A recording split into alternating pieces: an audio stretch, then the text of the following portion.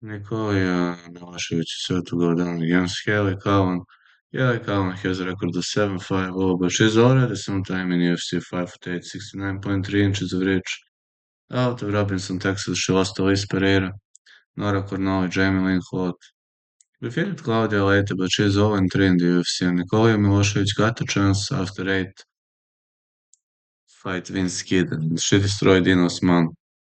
Tessa Rafael, Sandra Sukar, Nadine Mende, and many other high-level opponents, and in amateur circuit she dominated, and she reached the UFC. She is one of the greatest European female prospects for a very long time, and I think she's gonna give a hard time to Kelly Cowan. Though I think Nikola Milosevic cannot finish her, I think she could grind her way to a decision win. But this is her first UFC debut, and I believe Haley Cowan is tough, so I'm gonna say over 1.5. If I must pick a side, I'm looking forward to Nikola Milosevic to win.